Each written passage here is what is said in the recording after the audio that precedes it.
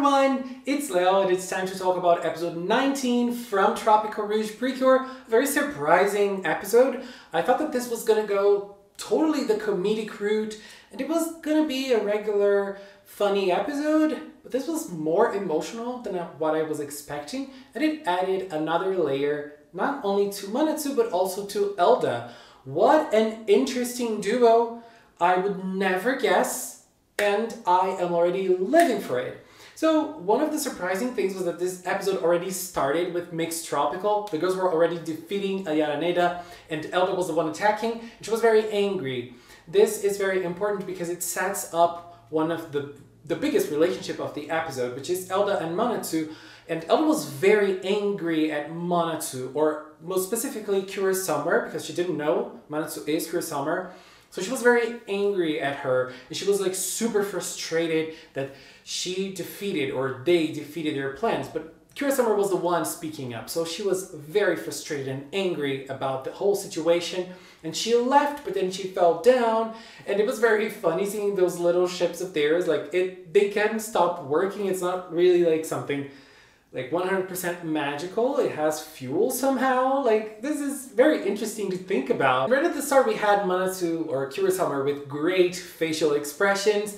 We had a great background music at that first scene. I really liked it, and I think it set up the tone very well. So one thing we usually have in Precure that is being kind of different in Tropical Rouge, another thing that Tropical Rouge is bringing in a very different tone, is the mid-season cure. The mid-season cure usually arrives and she hogs up the attention all for her, which is normal. In this case, it's different. Laura was built up before becoming Cure La Mer, so now that she is Cure La Mer, we already kind of know who she is and we know how she wants to enjoy life as a human, so we don't really need that much focus on her. So like in this episode, she didn't appear as I was thinking she would in the next few episodes after her birth as a cure. So that is a very good thing. And that scene at the schoolgirl, I loved that. The girls, Asuka acting as the club president, and Milady even saying like, I even forgot we voted for the club president. She was like, hey, that was awesome. And that scene was great. The timing, when they started, you know, giving ideas and saying something scary, and like Manatsu was like, and then she froze. Girl, that scene was so good. And then she held up in that barrel. Girl, I'm Brazilian. I obviously thought of Chaves, which is a very popular comedic series here in Brazil.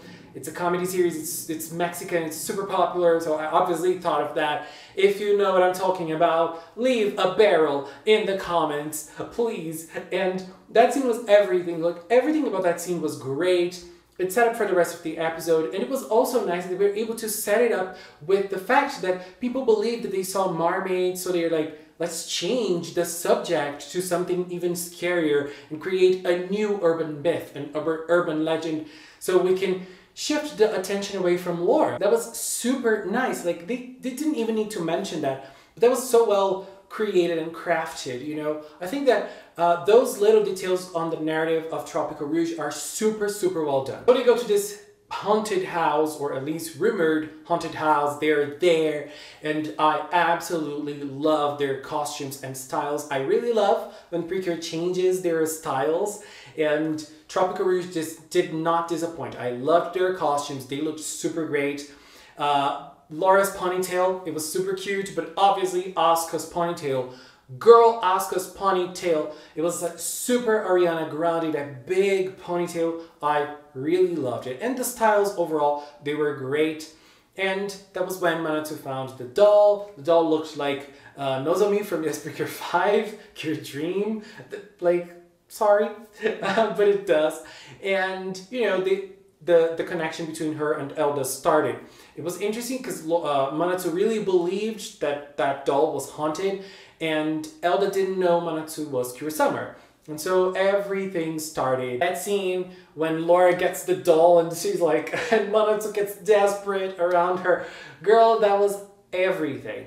And I think that it's part of Manatsu's personality, trying to protect the others from curse, and also because she's a scared cat, so she doesn't want anyone to know, she doesn't want anyone to get cursed, so she is the one that's going to take all that responsibility for her. That's a new side of Manatsu that we really didn't see before, and it was great. And the way she was building this relationship with the doll, what she thought was the doll, was very nice as well.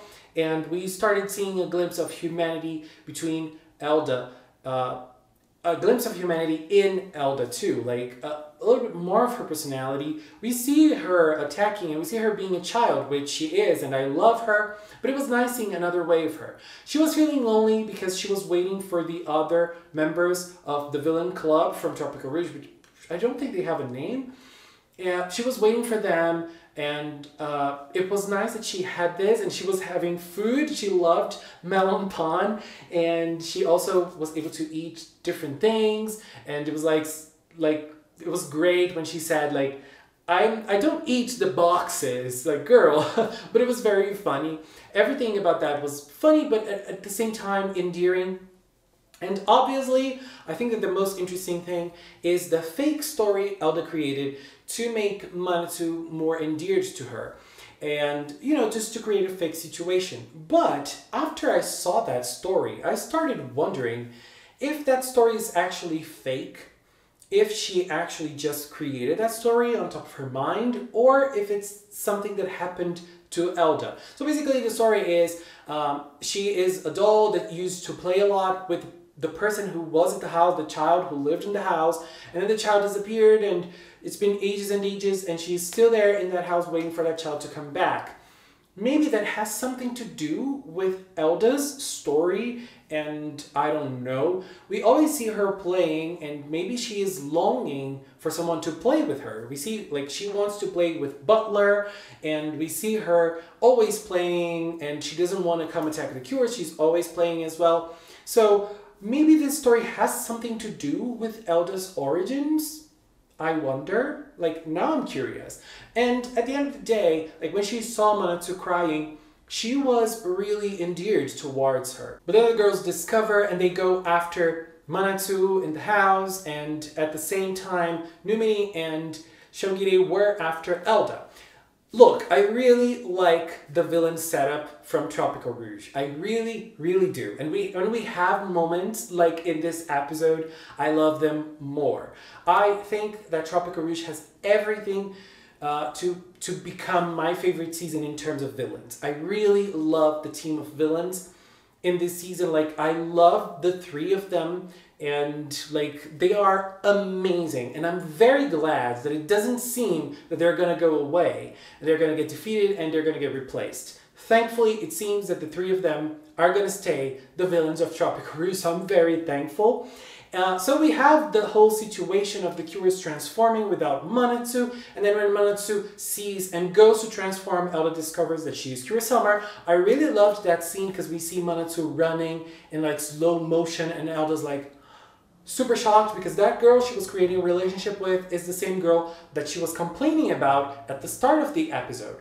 So this connection is powerful for her, and then we see Cure Summer going in the fight and they start fighting. The downside of Tropico Rouge so far is being the fighting scenes. This fighting scene was no different. It was very boring, but there was one aspect of it that I kind of find interesting, which is, as we talked about before in this video about the mid-season cure, we usually have mid-season cures who arrive and they're very powerful. And I really like that. You know, I really like when they come super powerful and super godlike with their powers.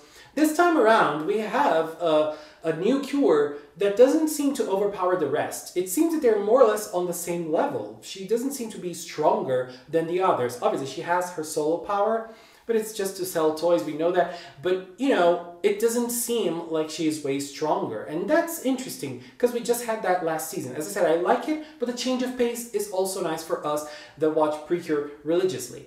And so, like, the fighting scene, unfortunately, nothing interesting apart from Summer. Obviously, who was the most important one in this episode, and the way she was defending the house, the way she was defending the feelings of that doll. It was super nice. And there were interesting things about this, which weren't really in the cures, but more for the villains. I really love how Numidi was super worried about her, and when she came and she got her into her arms, oh my god, that was so adorable. Shongiri was also very worried about her. And one thing that was very interesting about this fighting scene was Summer. She was talking about how important that house was for the doll. And Elda knew she was talking about what she said, what she told her. But Elda couldn't deal with those emotions. Elda connected with Summer, but she couldn't deal with the frustration of seeing herself emotionally invested in someone who is her enemy. And so she started crying because, you know, when children don't know how to deal with a situation, they run, they hide, or they cry. And that's what she did. And she started crying like desperately.